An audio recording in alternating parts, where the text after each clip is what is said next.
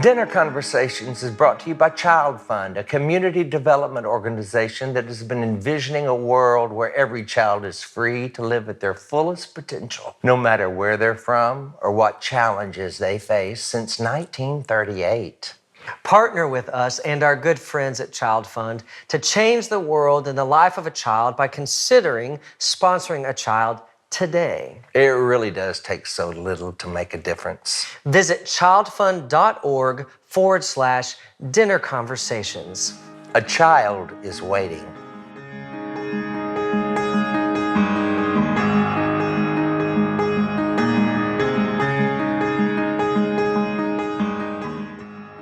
So how long have you known Jason Crabb? Probably 5-6 years now. I first met Jason on the set of his show when I had a little Christmas record come out and he invited me to be a guest. But I was a fan of his way before. That voice and the songs and that teardrop he has. That's what in his throat. That cry in his voice. I've known him, I don't even know how long, but I've watched his growth as a dad, as a husband, as an artist. And this conversation we had today is about what a father goes through when his wife has a miscarriage. You know, we've heard many conversations about what the wife goes through. My mother personally went through it. Many women have. 1 in 4, you'll hear in the conversation, Jason mentions that.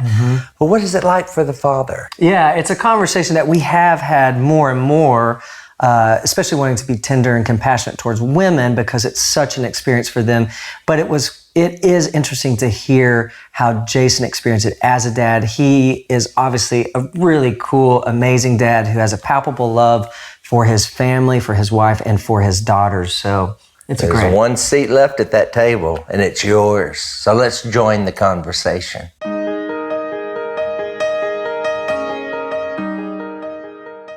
Okay, do you like my shirt? Yeah, that's pretty. Y'all look really nice, and I just No, look, I've got an open. You know what? wore my You're the flannel. artist. Yeah. We are the interviewers. Yeah. So here we go. Yeah. What you got, Mark? Oh, boy. So growing up Hey. with your family. Yeah, well, go ahead. Okay, singing. When did that make a turn, though? I don't think, as long as I've known you, I've never heard, when did that turn to be like, this is something we're I've doing heard it. professionally? You mean tell it? Shut up. Now, what? When did it When turn? did it turn to become a profession? Yeah, when did you say, hey, this is not something we're just doing in church, this is not As the family or for I say me as a on the family. Okay. As a family, Dad's writing got a little more serious. I heard honestly, I love music. I've always loved music. It's been a part of who we are, who we were all my life. But I will say that the piece that really grabbed a hold of me was one day I was walking in the halls and somebody had a Gaither video on. And this is a true story. A Gaither homecoming video on. And Mark and Michael English and I forget, I think even Terry Franklin. And it was one of the very first ones. And Mike was singing, Had It Not Been. And that grasped a hold of me. Like, I don't know if it was like the Lord it was a divine moment that God said, okay, I'm going to touch your heart with something that's going to change your life. And at that moment, I walked by and I heard that voice in such a, I don't even know how to describe it. I don't either. Was it the voice, do you think, or was it the song? I mean, Both, all of it. Together. It was all of it. Them singing together, it was all of it. It was just suppose God searched through heaven, couldn't find one willing to be.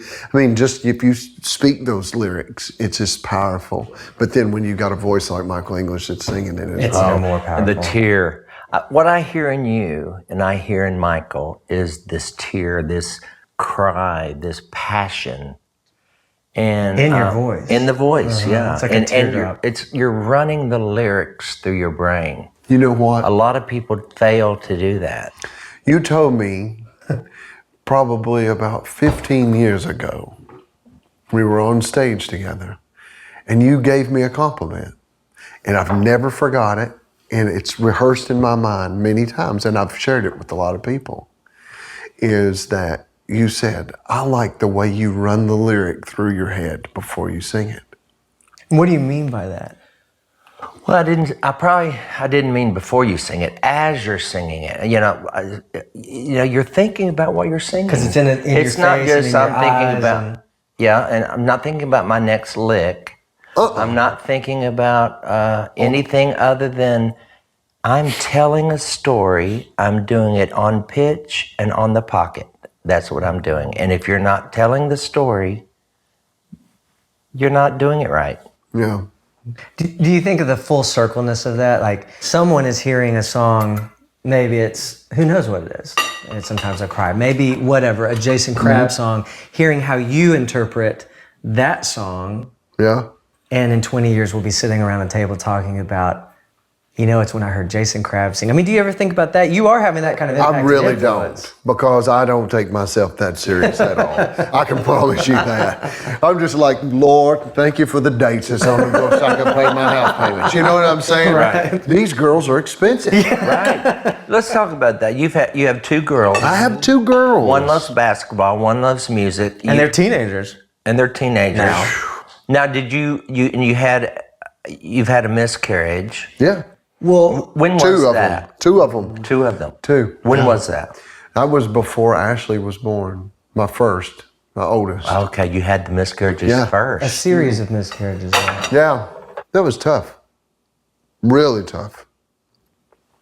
Especially not knowing as a man how to, we're in 3 or 4 years into marriage, and we're wanting this to happen. It's just tough. It was really tough. And then when I remember when she told me when we were going to have a child, I was out I can remember this plain as day. I came in, we just built a little house in Kentucky, her and I, and they had scraped all the topsoil off the land where we built our house. And so I'm trying to get the grass to grow outside. And it was so hot, and I had the sprinkler system out there, and I'd burn it up because I put too much fertilizer on it. And so I was aggravated, and it was just a scorching hot day. And I came in, and Shelley goes, Jason, I got something to tell you. She said, you're going to be a daddy.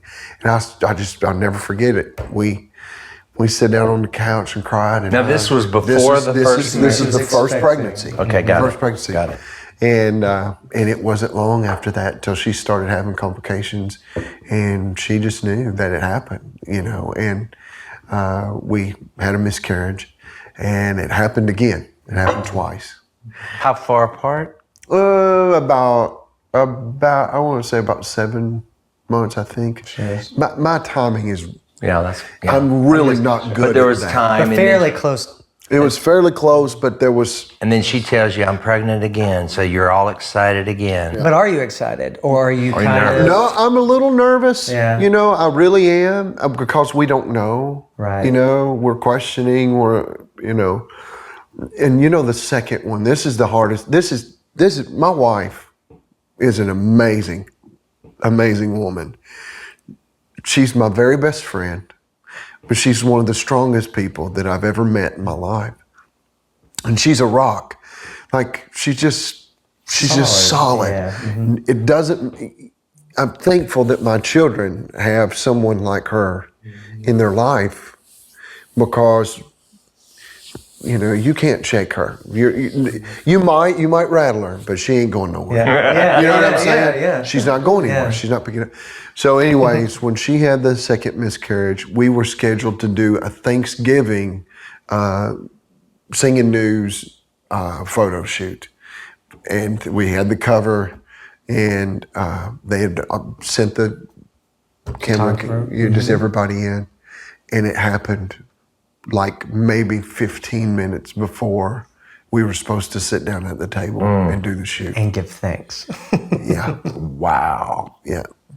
And so... It was about Thanksgiving. Yeah. Wow. And so here I am,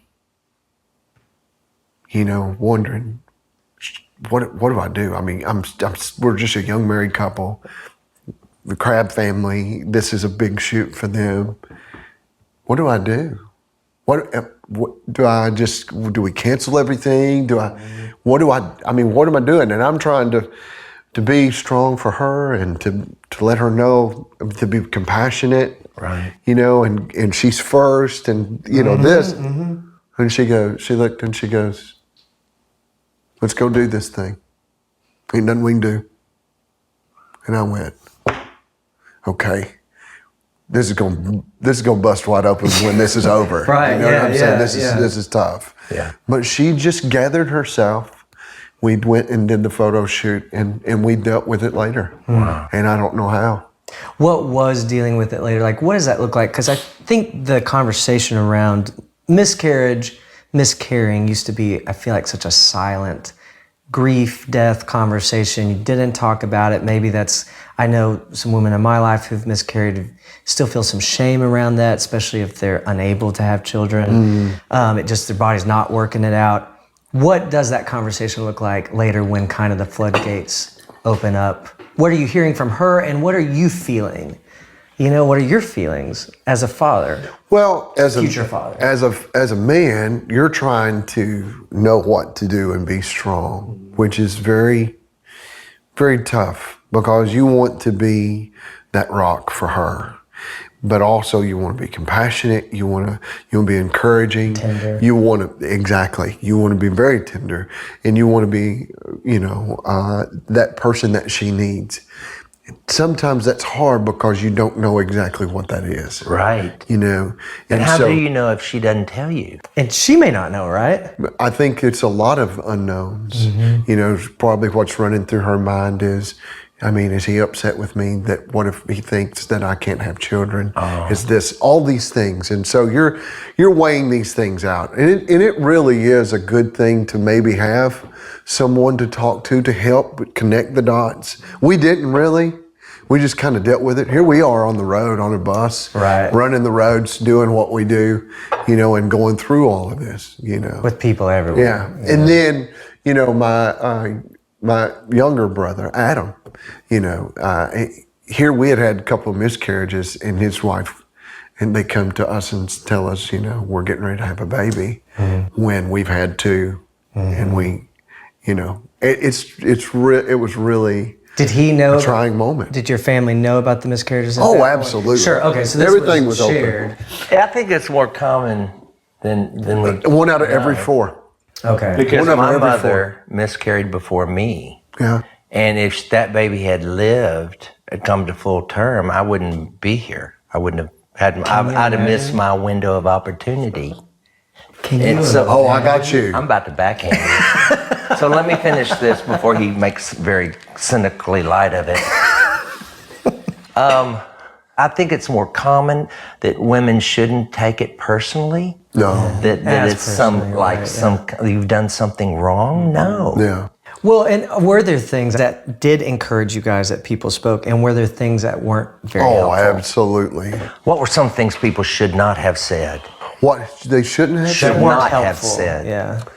So we'll know what not to say when that happens. Well, I think that there is times when they wanted to say, well, we don't know. There could have been something, God's trying to protect you from, and that honestly does not do anything. No. The thing is, as you say, you know what? You've been on my heart. I've been praying for you. That means more than, because I think people mean well. Oh, sure. They mean well. They want to solve it, They probably, want to. They would really not mean to hurt you, and they want to say the right things. Sometimes just saying just a one little, hey. Or just being there. Yeah. Or hug or whatever. Absolutely. So that was really powerful. I had a pastor friend, though, that really was very instrumental. And we are people of faith. We're strong believers. Right. And we grew up in a Pentecostal church. And, man, I'm telling you, my grandmother would do prayer cloths. She'd pray over cloths and put them in my wallet, in my pants pocket, underneath my pillows. Pray, that anointing cloths. Yeah. There was a man, though, that we went to his revival service, and he told me, he said, and this was after 2 miscarriages. He prayed for me and Shelley, brought us up to the front, and the whole church prayed over us. And he said, I want you to go get a bag of Pampers. And he said, and put them somewhere where you can see them every morning. A bag of Pampers, diapers. diapers. Got it. And he said, you put them somewhere where you can see them every morning. And you thank God for the promise. You thank God that child is speaking that in faith. And so we did that. You did it. Yeah, Which takes, I mean, that takes an element of faith if you think about it, because there's got to be fear in that faith too. Like, okay, we're going to do that. We're going to step out in faith. We're going to speak this out, that there is a child to come.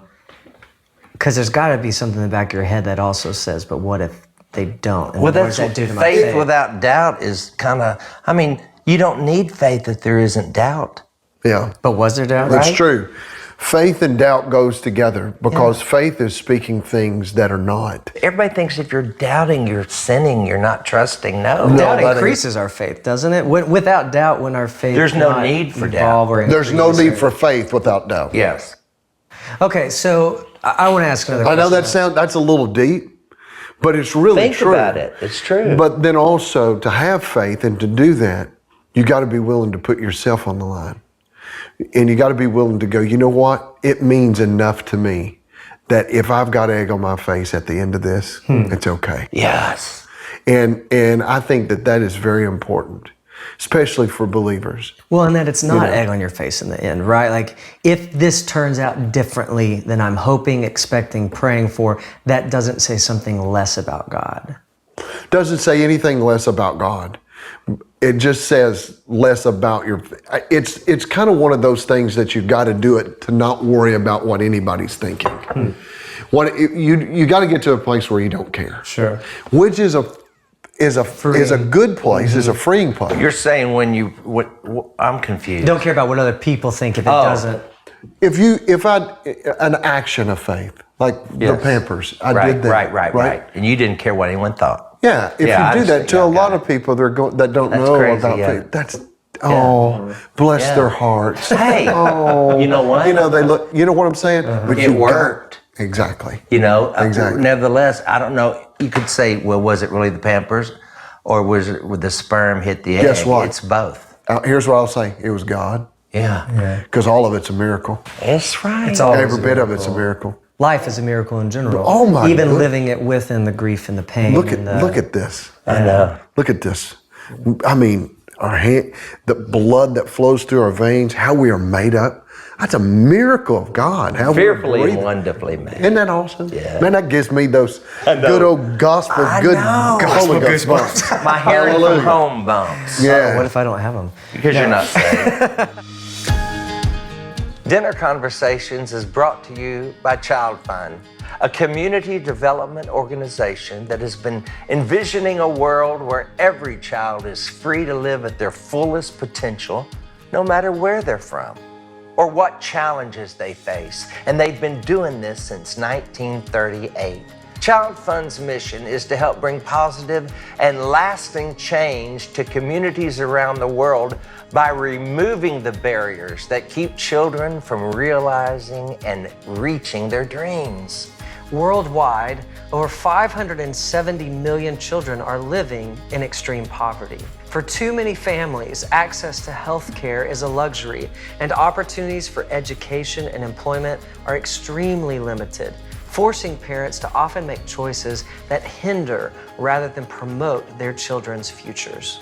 Child Fund's community development programs address these issues so that children around the world don't just have to survive, they can truly thrive. Today, it is the support from sponsors like you that allows Child Fund to focus on the children and build lasting relationships with the communities like the ones we visited in Guatemala. Child Fund strives to help provide communities with critical necessities, including education, clean drinking water, food and nutrition, basic health care and hygiene, and helping children and parents alike know and understand their basic human rights. We believe every one of us have been created unique with value, on purpose, and in love by God. We have been created in the image of God. The children we met in Guatemala are image bearers of our Creator. Think about that. Yeah. And I believe to love God best, we must learn to love our neighbors even better. Our neighbors like these children in Guatemala. Child Fund is giving us that unique opportunity, all of us, you guys and us, to serve God by loving these children through sponsoring a child today. Perhaps you already sponsor a child. Would you consider sponsoring another child in Guatemala? Maybe honor one of your children, a new grandchild, a special niece or nephew. These kids are real kids with real dreams, just like the dreams of your kids and grandkids. We know because we met them. Kids that want to be doctors and lawyers and teachers and musicians, just like us. Your child sponsorship of $36 a month will immediately link you with the child that you can write letters back and forth with, correspond, send pictures of you and your family, even potentially visit one day. It really does take so little to make a big difference. Visit childfund.org/dinner conversations. A child is waiting. To learn more about dinner conversations, visit dinner-conversations.com. And while you're there, check out some of our friendly merch. We've got show mugs and season 1 and 2 DVDs. And we got these little note cards so Mark can write me a note that says, "You're the best co-host Oh, ever." yes. Well, you know, you get that after every episode. And what about this mug with our faces on it? What says good morning better? It's like we're on both sides, so now lefty or a righty, you get to see us every morning. You know, I think it's time we get back to those guests. Yeah, probably.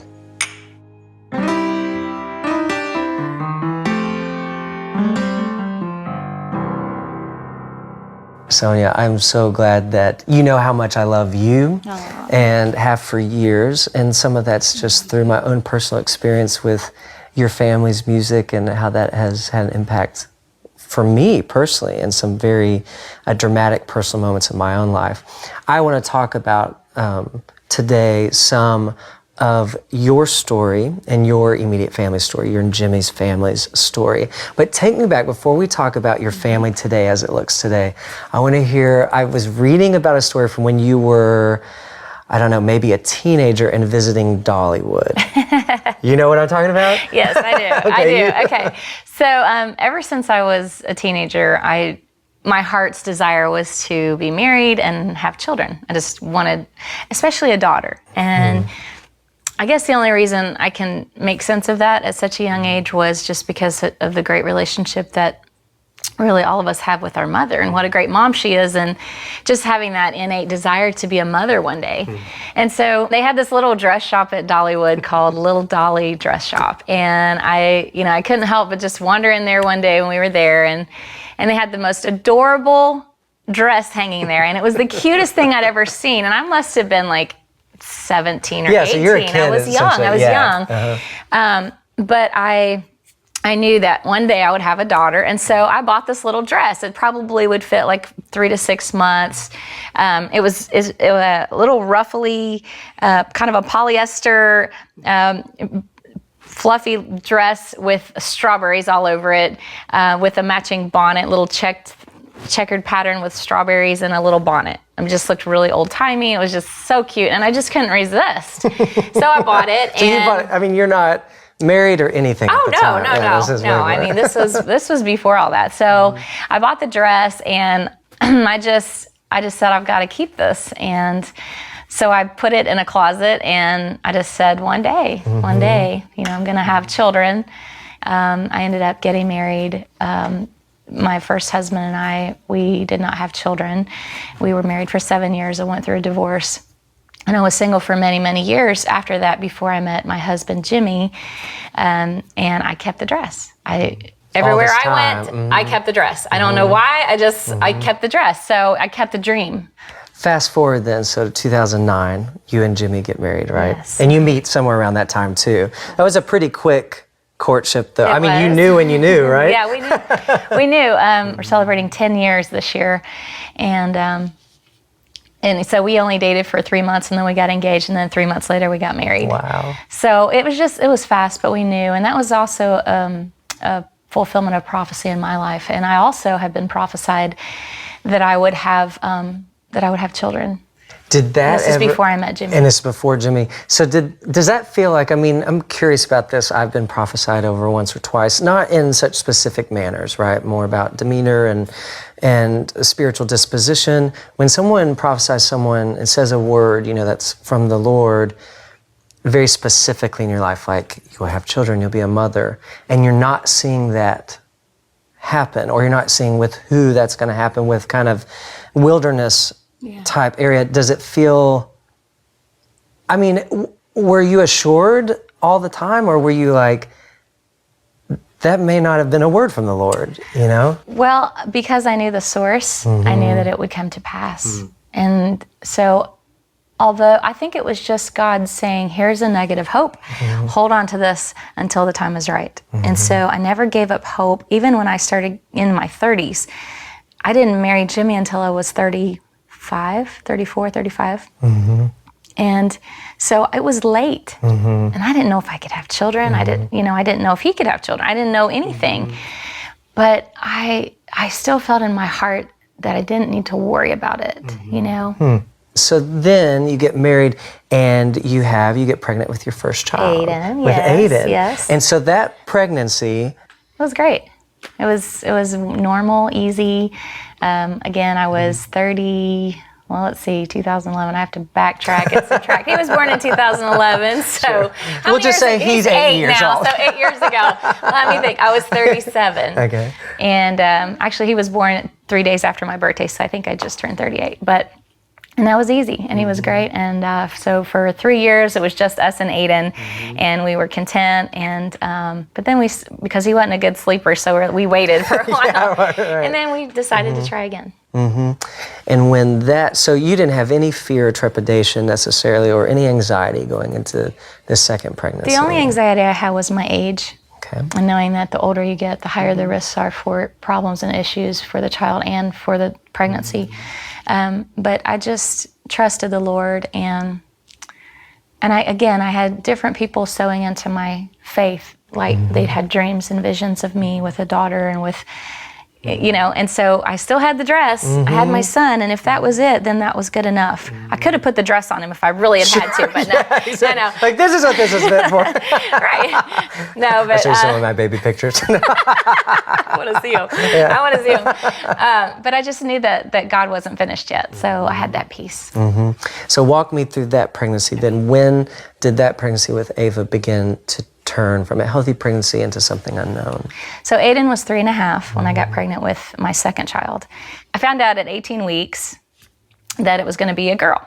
Again, it was just, I got that little dress out. My husband and I with Aiden, our announcement that we were having a daughter was me holding up the dress and showing the world, I have had this dress since I was a teenager, and we're having a girl. That was our announcement of gender. And I was crying, and it was such a joyous time. And then the doctor called me back into the office after we did the gender reveal. And he said, I don't want to alarm you, but I want you to be aware that there seems to be a slight issue with the way the baby's growing, and I'm not concerned, I'm not alarmed, but we're just gonna watch it. It could just be the way that baby's growing particularly, or it could mean that there's, some issues that need to be resolved or whatever. Enough to scare me to death. Well, it was just a few weeks later that we were touring one weekend, and I was feeling fine. I had no issues. I had no reason to suspect anything was wrong. But when I woke up that morning, I was hemorrhaging.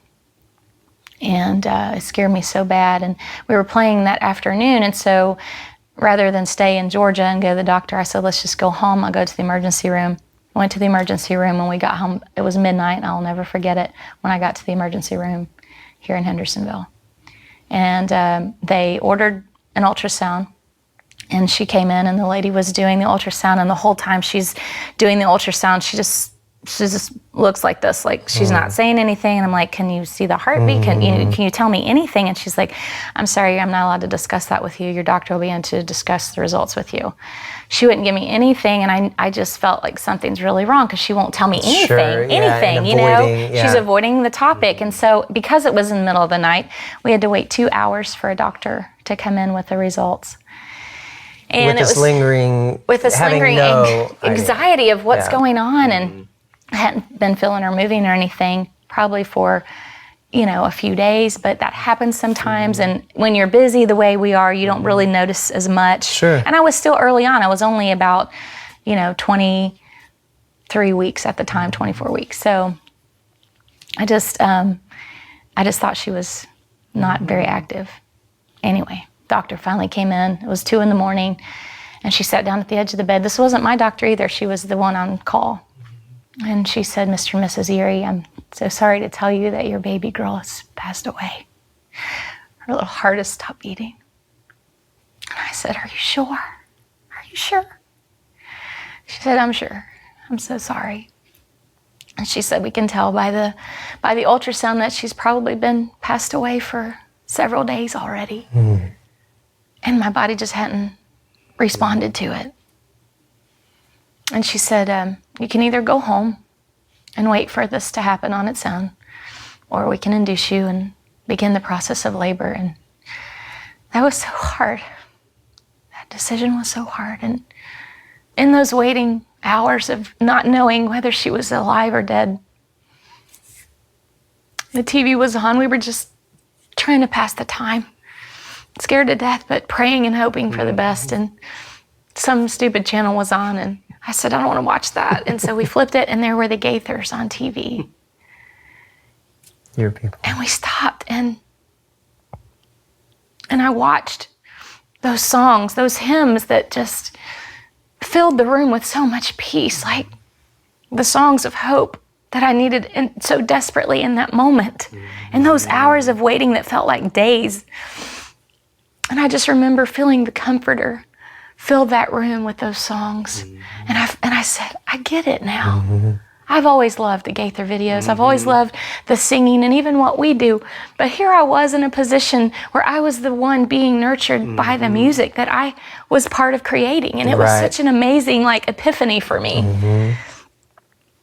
So I'm grateful that I had faith in those moments. Did it take you back to that moment of you even before meeting Jimmy and before knowing what a family would look like for you and still hoping and trusting in that promise? Did it take you back to that submission that, I heard you say earlier that you were like, I trust in your will more than my plans? I mean, is that where you're back? It's kind of like being back at square one a little bit. Right. Does it feel like that too, like in a defeating way as well? Or was it hopeful from the beginning because of the support and your faith? I went through the doubting phase of, I know the prophet was true. I trust in you, God. And I did have my moments of thinking, maybe I misunderstood. Maybe it wasn't what I thought. Maybe we're supposed to adopt a little girl. That's what I thought. But as time went on, I settled back into my peace of, all right, God, you know my heart's desire. So back to the story, I labored for 12 hours and gave birth to my baby girl. Her name was Ava Devorah. And the funeral home took great care of us. They have a special program that they take care of your babies. All you have to pay for is the little, what do you call that, marker? That was a blessing. And, I just started healing. And Did you feel like there was something that maybe someone else shared with you during this season of grief after Ava had passed that you feel like was really helpful in connecting that dot to? Yeah. I started finding so much comfort, and the more that I would share my story, the more that I felt less alone, because there have been millions and billions of mothers and fathers who have lost their babies, some earlier on, some even more tragically later than me. I was 6 months pregnant when I lost her. 6 months. We were almost there. It's formed baby, yeah. We were almost there. And she was perfect. I mean, she was tiny, but she was all there. You know, she's alive. She's a real little girl. And her soul's with Jesus. But I found so much comfort from people, so many people that sent me books and people that just, Mark Lowry called me. He called me and he said, I don't know what, he left me a voicemail because I didn't answer. And not on purpose, but. Yeah, well, I would have not answered on purpose. Not on purpose. Anyway, and Mark said, you know, he said, I don't have the words to make you feel better. But he said, let me tell you this. He said, my mama lost a baby before she had me. And if she hadn't lost that baby, I wouldn't be here. And he said, God has a plan for your life. And he loves you. And that voicemail meant so much to me. Like, he doesn't even know what a perspective that was for me. And a shift. Yeah. Yeah, especially as a mother and as a woman who, again, who's wondering what is my body? Is this, like you had said before, is this my fault? Have I aged out and I wasn't thinking and considerate of that? Of course, that kind of flips when you talk about Mark telling you if his older sibling had survived that, then we wouldn't have Mark. You can think about that a lot of different ways. No, you can't. No, you can't. That's exactly right.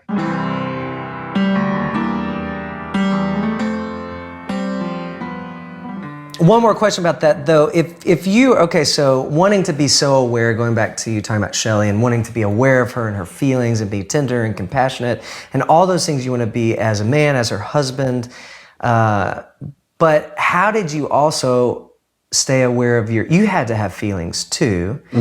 How did you also stay aware of that in the midst of trying to care for her? Did you forget to care for yourself? Did you care for yourself? What ways did you care? Who did you unload on? On the stage. Really? Yeah, it was really the neat thing about, I thank God that now I look back at it. I'm 42 years old and I've lived a lot of life. I mean, there's been a lot of water that's been under the bridge, you know, in those years. 26 years of it was on the road. It has been on the road. And during that time was that. And God gave me a funnel. And that funnel was a stage. Wow. That it really was. And so what I was feeling, I was putting on that stage out to people. And the neat thing is I've learned there's pretty much nothing that you're going through that somebody out there hasn't or isn't going through. And I think that's where the God thing happens. It's like, wait a minute, I can use my troubles to help encourage others that glorify God. I'm drawing strength from God, you know, being able to do this and helping them find strength in God in their trouble and their craziness and their, you know, junk as well. Yeah. And we're doing this together. You're helping them. We're all living this together.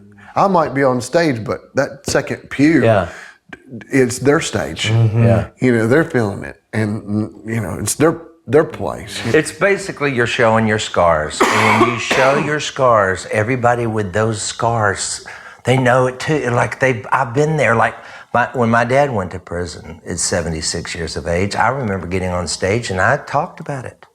I didn't talk about it for a long segment of my career. It's for 2 or 3 weeks, I'd be working it out on stage and then going to my bunk in complete depression. Yeah. I mean, I didn't hardly leave my bunk while I was working through this. Yeah. So the stage is an outlet for us. But what if it was just the bunk? You know what I mean?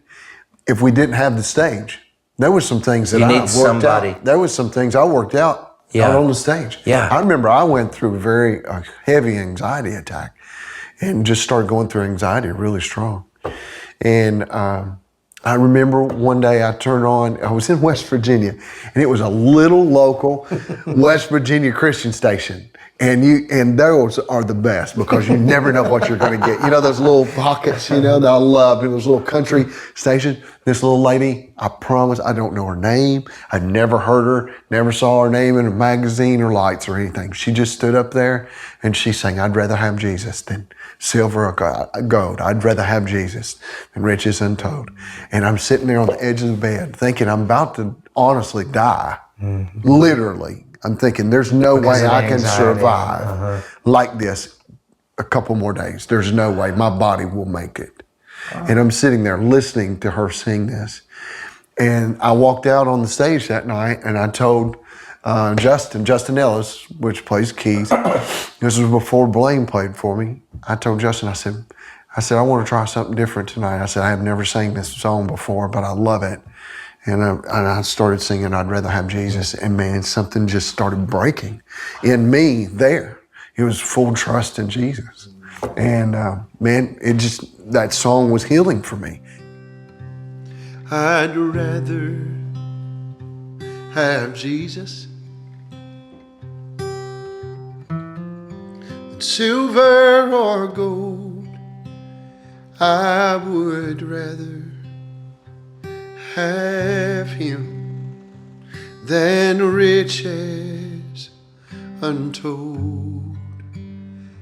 I would rather have Jesus than houses or lands.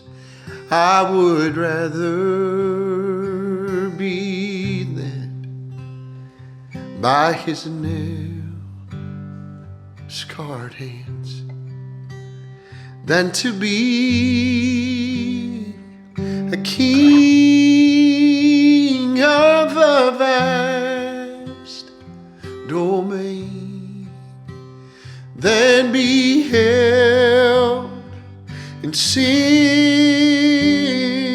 dreads away. I would rather have Jesus than anything this world can afford me today.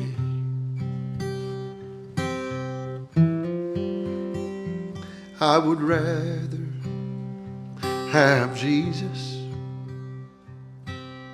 than man's applause. I would rather be faithful to his dear cause. I would rather have Jesus than worldwide fame. I'd rather be true to his holy name than to be a king of a vast domain, than be held in sin's dreads away. I would rather have Jesus than anything this world can afford me today. More than this world can afford me, 'cause I love you, Jesus, more than anything.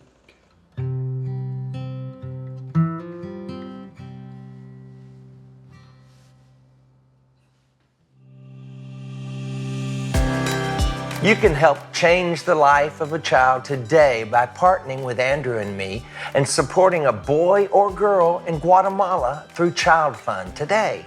Your sponsorship will not only improve the future of one child's life, your child's sponsorship will promote communities in Guatemala. The communities that Mark and I just visited, where we saw parents who are learning to value and to protect and to advance the worth and rights of their teens and children, who through your child's sponsorship are literally changing the culture of each child's community from the inside out. Perhaps you already sponsor a child. Would you consider sponsoring another child in Guatemala? Maybe in honor of one of your children, a new grandchild, a special niece or nephew. It takes so little to make such a profound difference in the life of a child. Your sponsored child is a real kid with real dreams, just like the dreams of your children and grandchildren. We know because we met them. Kids that want to be doctors and lawyers and teachers, even musicians, kind of like us. Your sponsorship gives these children their chance to achieve their very unique dreams. You may not be able to change the whole world, but you can change the world for one child. Visit childfund.org/dinner conversations to sponsor a child in Guatemala today. As a small way to say thanks for your child's sponsorship, we will send you an autographed Season 2 DVD and Songs from the Set CD. Yes, plus a special item made just for you by the communities in Guatemala. And every sponsor and a guest is invited to a Dinner Conversations Friends and Family Weekend in Nashville. Hey now, which includes meal times with Mark and me, private little concerts and chit chats with our friends, and a special Sunday morning service that will happen right before you head out of town. And if you sponsor more than one child, you will have the opportunity to be a guest on an actual episode of Dinner Conversations during the Friends and Family Weekend in Nashville. Does it get better than that? No. Does it, Mark? Does it? Stay tuned for exact details, and don't forget to visit childfund.org/dinner conversations to sponsor your child today.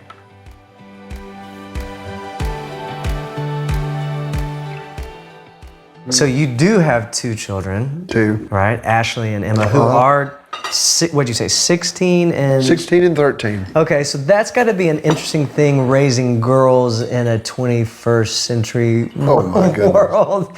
I mean, How is it different? You know what? From 10, 20 years ago, as if you'd know. You weren't raising them 20 years ago. I'm really blessed. Here's how I'm blessed. I have a 16 to 13-year-old, but the band that I travel with is like 20, 23, 24, 26. And so some of the issues that I'll go through with my kids, I tell them how I handled it. Yeah. I'll talk to them.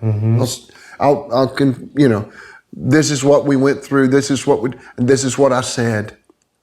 And I'll tell them.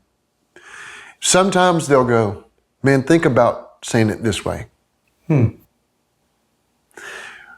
sometimes they'll go, I wish I had that. Wow. I wish I would have had that. Or they'll say, your daughters are going to be perfectly fine because you are talking and that they are sharing. The reason that, the very fact that they're sharing these things with you is, I promise everything's going to be okay. Yeah. So, which has really been good for me because I don't know what it's like growing up in this age. Right. I can be the grumpy old man that go, well, these millennials, they don't have a clue what we went through and what we had to do. You know what I mean? Yeah. And you hear that. Honestly, we don't have a clue what they're going through. Right. Could you imagine growing up and having a social media page or you could talk to whoever you wanted to at that very time? No. I mean, around the world. I can imagine it, but I can't. Around the world. Around the world, you're right. And the, you know what I think of as like what would have probably been, I don't know, difficult for me or if I would have been susceptible to is the anonymity that's possible with your relationship. So I can talk to someone around the world, which is both cool. We've had pen pals forever. Right. But I can also overshare. I can share, with the things of texting and photos and the easy dissemination of information about ourselves. I think I would have probably started confiding in someone who I don't have to touch rather than someone who's right here next to me, which then I'm isolated. How have you handled that with kids? What would you say to someone who's got a 13 or 16-year-old? Are your kids on the phone all the time? Or They are. Like But like we me know- and everybody but else? we- I know? Yeah, right. Yeah. But we know who they're on the phone Sure. with. Yeah. Like I said, my wife is the most incredible woman in the world. Are there I'm gonna apps? go ahead and say this. Yeah. There's not one thing that goes on in my house that she don't know about. Good. Or off the phone, we have this app called Life 360. Okay. Have you ever heard of that? I sure have. My brother's got. Wherever these children go, whatever time they use the bathroom. It's so funny too because it tells how fast they are going in a car. So here's the deal. Like this happened, I'm telling you. Okay, tell me. So my daughter is riding with one of her friends down the road. Her friend just got her license. They're going to a ball game. All of a sudden, I just got this, this feeling. Want to find out where they're at, how they're doing, make sure they're fine. See if the little button's still moving down the road. I look it up and it says 87 miles per hour. And I went, On what road? It doesn't matter. it don't make a difference. It really doesn't matter. It don't make a difference. Well, I called my wife. Me and Shelly talked, and I called my daughter. I said, "Hey, honey, what's going on? Y'all good? Yeah, we're doing good." I said, "Hey, can you hand your phone? Can you hand your phone to the, to whoever's driving right now?" I knew who it was, and I called her name. I said, I just want to tell her something real fast. Just hand her the phone. Yeah. Handed her the phone. I said, "Hey, how fast are you going?" yeah. I said, "Now remember, my baby's with you. Okay, be safe. Drive slow. In other words, slow it down." Right. Yeah. And I said, "All right, you can hand my phone back over my daughter." Did you let her know you knew how fast she was going? Oh, yeah. Oh yeah. I'd say you're going she got pretty quick. 87. Yeah. Okay, let me just be devil's advocate for a second because I Done don't. with who? Devil's advocate. Oh, okay. Because I'm not raising teenagers, so I am legitimately asking this, but curious. As a parent, is it also to be able to have the resource of constant information about your child, which can be a very beneficial Catch thing? 22. Could it also be induce so much anxiety and like do you want to know everything? No. So how do you balance that then in a world where you can know everything? How do you and your wife kind of go, okay, but you know what? They are the individuals. Would your wife want to know She everything? helps me with that. Okay. See, I'm the one that's a little bit more like Helicopters. this. Oh, you are. She knows everything, but she Let them kind of live. sifts through what she needs to deal with. Oh. So the information's there, and she'll handle whatever needs to be handled. What's important. Which is really, really good. You remember Jeff and Sherry had a song out called Let the Little Things Go. Do you remember that No, song? I don't. I like that. Oh, it's such a beautiful song. Let the little things go. So she helps you know what those little things are. Yeah, Or what's- like last night, my daughter had a little birthday party for her boyfriend. She's 16. He was turning 17.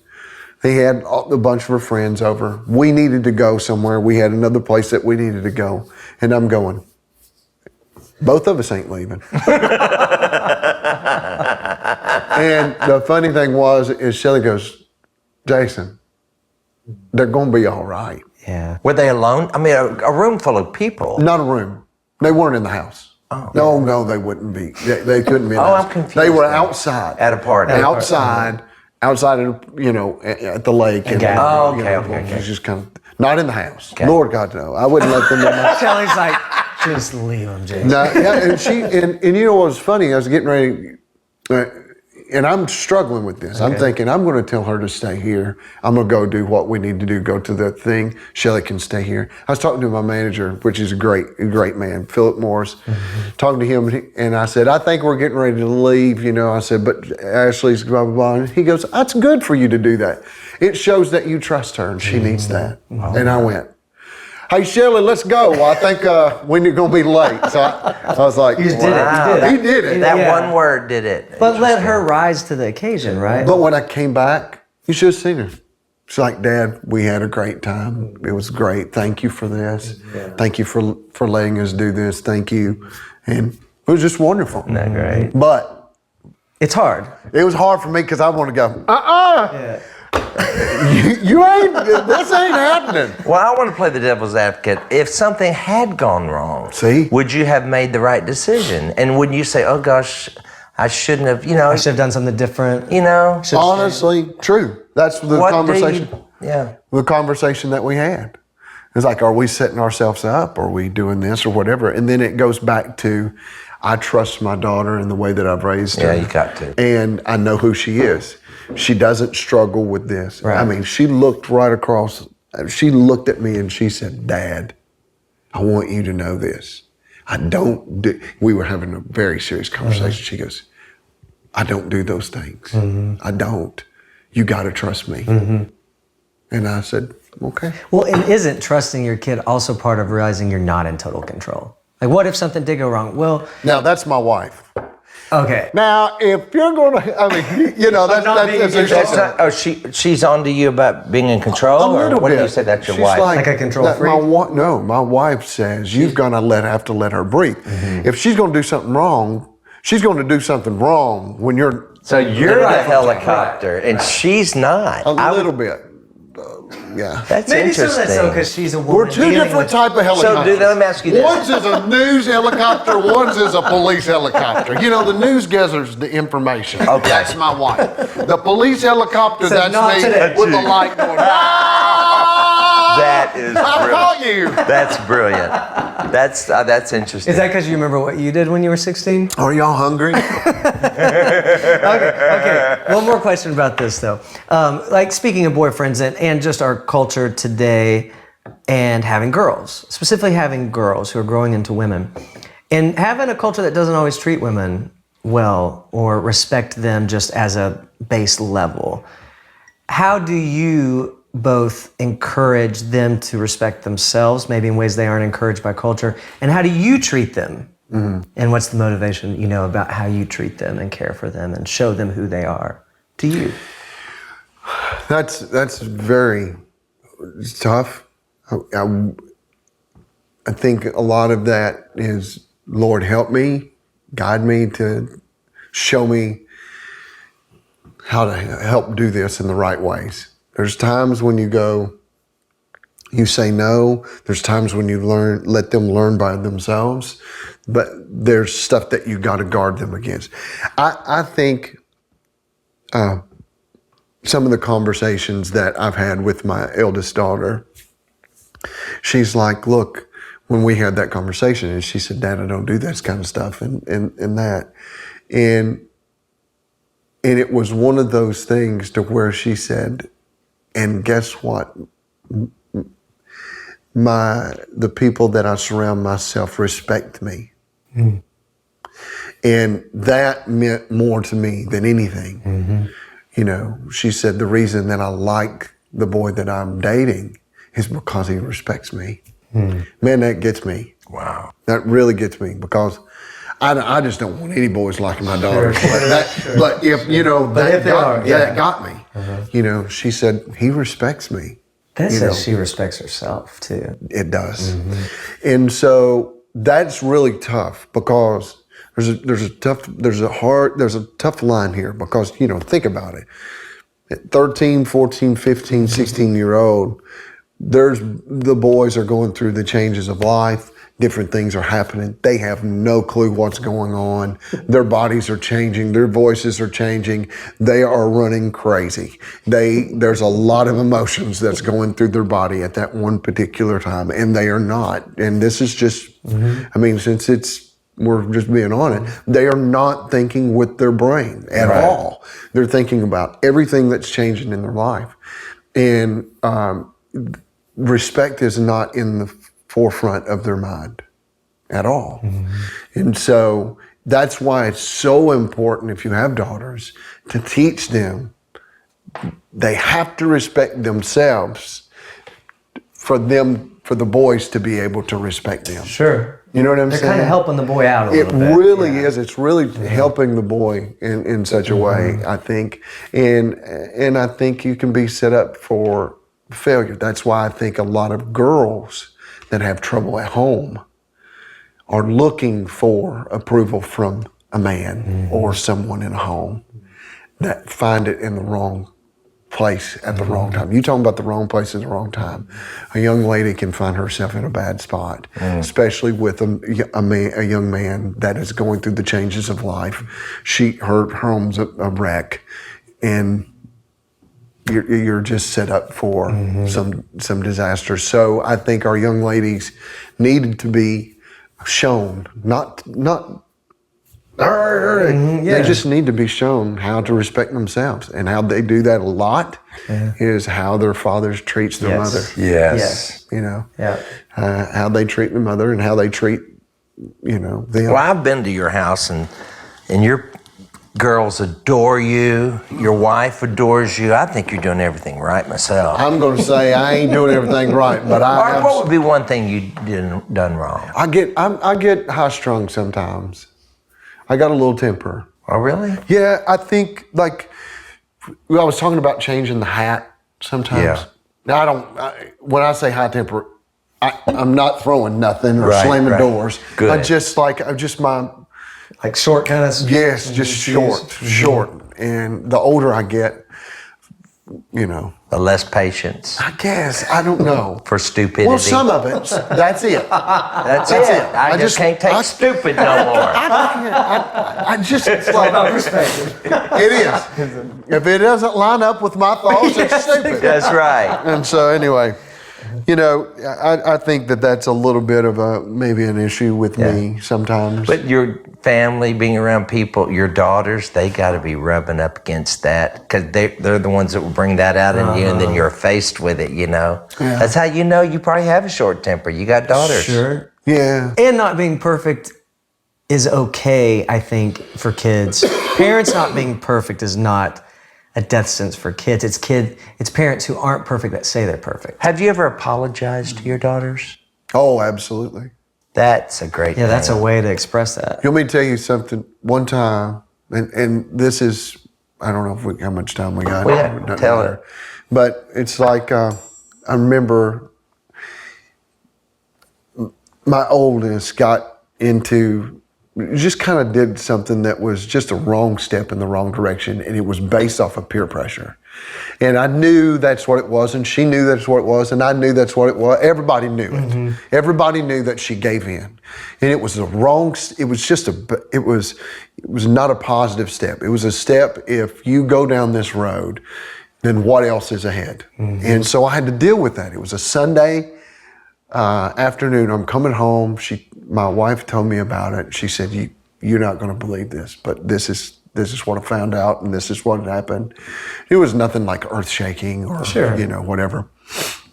Still, But I had to deal with it when I got home. So I was going to be home about 7 o'clock. She went to bed about 4, And so anyway, and so she went to bed, and as soon as I got home, I just dropped the bag. I walked straight in, and I flipped the light on, and I said, "Honey, I think you got something to share with me, don't you?" And she turned around, and she looked at me, and she goes, "I don't get it. I don't understand why. I don't know why I did this. I don't know why. I knew better." And boy, it just hit me. And I said, "I know." I said, "Here's the thing." I said, "I want to be able to trust you I want you to live life to the fullest. Your mother and I want you to enjoy life. And the more that we trust you, the more that we're going to let you go and let you do more things that you want." I said, "But, we got to learn this, if you're going to give into peer pressure and this kind of stuff, then we're going to have to put some reins on you, just because that's who we are." we care about I said, "Do you think we want you to lay in this bed for 3 hours thinking about what I'm going to say to you? That's horrible." I said, "That's the worst thing in the world for a father to think that his daughter is worried about that." They don't want that at all. Me tear up. This You know is what a I mean? beautiful story. So we talk, we cry together. I hold her. She asked for forgiveness. I said, "I promise you I forgive you." We prayed. And after we prayed, she looked up at me and she said, "Daddy, I thought the thing that scared me the most was you're going to think different of me." Oh my God, that kills me. And I lost it. I bet. She said, I thought you were going to think differently. And I said, let me tell you something, Ashley. I said, I love you more right now than I've ever loved you in my life. More. And she looked up and she said, you're my best friend. Wow. And I lost it more. You're not supposed to make me cry. I'm supposed to be the Barbara Walters making you cry. Well, I'm just going to say, wow. it was a good moment. Oh, And golly, I told her, I love those kind of stories. I told her that it'll never be brought up at her ever again. Never. Never. Yeah. And it never was. Now, here's the thing that I want people to know about that God showed me through that. Number one is if my daughter knew that I forgave her. She knew it. With the reaction of, I thought you were going to think, I thought you were going to do this at all. But the thing that I asked her was, you said this, the thing that I asked her, I said, what can I do different? I said, you're my first. I've not done this before. Right. I said, what am I doing wrong? How can I help? Was that in the same conversation? Same conversation. Wow. I asked her, I said, what am I doing wrong in the parenting? Because I want to be a good parent. Right. What do you feel like I need work on? Yeah. And it was the most door opening thing for her that she knew I didn't have. You didn't I have got all it the wrong. answers. No, I was big enough to say, that is fantastic. I get it wrong. And I know that. But it also opened up to a thing for her to have that conversation, that dialogue of, I feel like you maybe should have come this way, or I feel like you've judged me this way or that. So she had a response. I want to. No, she's like that. So she had. She said, didn't. no, she said, there's, Yeah, yeah. this has not got anything to do with that. I love you. Really? This has got, and she let on with that. Oh. But that, which killed me. That must have killed her, for her to know you thought, okay, could I have done something better to where she would not have done this? Yeah. So, gosh, the dynamic of that conversation has got to be life-changing. It was a life-changing experience for me and a life-changing experience for her. And so I think that's when I got on the bus and I was telling you about the boys. I was talking to them and they're like, oh yeah, you did that You can have perfect. that Dude, we got- experience. so I think it's important. But here's the thing that I want people to know in that I learned is that my child that next morning got up in a home that she knew that there was no condemnation in. Yes. She went and got a drink out of the fridge. She went and got to eat whatever, my God, whatever that she wanted because that was her house. Mm-hmm.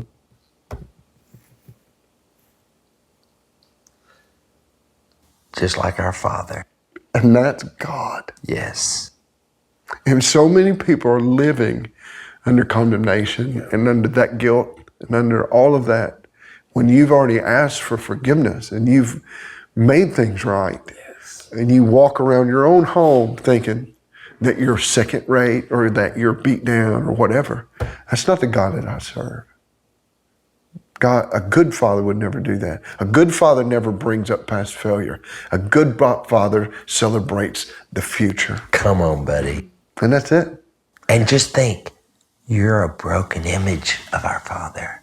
No. The way you did it so perfectly with your daughter. Multiply that by infinity. And you've got our Father in heaven. Yeah.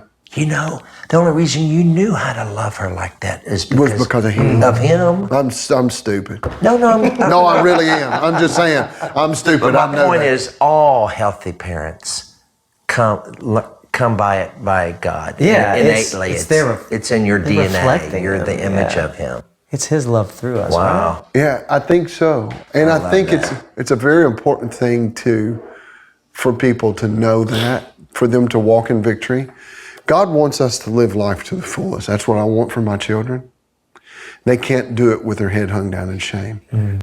My girls get up in their house and know that that is their house, and I will protect them no matter what. Why? Because they have my last name. it's not the greatest name in the world. Crabb is pretty something wrong. But I've worked hard for them to have a good home. You know, my wife and I have, and I want them to be proud of that name. I really do. But I also want them to know that there's love in that home and forgiveness and mercy, everything. all of it. All of it's there. It's safe. It really is, and I want that to be for them. But also, I want it to be a reflection that, you know, His forgiveness is enough for all humanity. Yeah. You know, you can't walk around with your head hung down in shame. When you've asked for forgiveness and you want to be a Christian or whatever, you carry that name. You carry the name of God. So whatever is His is yours. You know, if you walk around in shame and ask already repentance, then you're almost saying that His name and what He did on Calvary wasn't enough. Yeah, it seems diminishing to God for sure. It makes me God, you know, to say, no, I'll say how this goes down. Yeah. When He's saying, no, this is how it goes down. Right. And I don't think anybody intends for that to happen. Right. I think it's just guilt. But the only reason that I would share that is not in arrogance is I want them to receive victory. The enemy, I believe, wants to do everything in his power to make you walk around like you're less. Yes. And it just Not in your it's- house. I think it's not in my house. in your house, your Not in my kids house. know they are loved. And I think when you finally, even for me at 61, it's still dawning on me how loved I am by God. Yeah. And it's amazing. I mean, it's still amazing to me as it unfolds. And I think that what your kids have seen in you is a great example of the love our Father has for us. I also think that, I hear you saying this, it's one of my cliches you've heard a million times, but just because we don't understand the mortgage doesn't mean we can't live in the house. We're the children, He's the Father. And just like your kids, that's their home. They have no idea probably what that home cost or care. But you are the dad. You understand the mortgage. You let them know. Sometimes I'll let them know. I'm sorry. You know what this house cost me? Listen. 49 concerts. You know, that's that little edge that I was talking about. That little edge. Sometimes, sometimes that'll sneak up. You got to let them know how hard yeah. you work. But And honestly, they get it. There's grace for you too. My dad Thank had a God. little edge and is my best friend and is the most loving person I've ever met. My dad went to prison and I still like him. It's true. We want to thank Jason Crabb. We sure do. He's awesome. Love that guy. You can find his music and his books through the Amazon affiliate link in our episode description below. And you need to get those CDs. You sure and do. He's a The wonderful voice, guy. everything. And if you'd like to binge watch Dinner Conversations, you know you can do that right now on Amazon Prime. Dinner Conversations is brought to you by Child Fund, a community development organization that has been envisioning a world where every child is free to live at their fullest potential, no matter where they're from or what challenges they face since 1938. Partner with us and our good friends at Child Fund to change the world and the life of a child by considering sponsoring a child today. It really does take so little to make a difference. Visit childfund.org/dinner conversations. A child is waiting.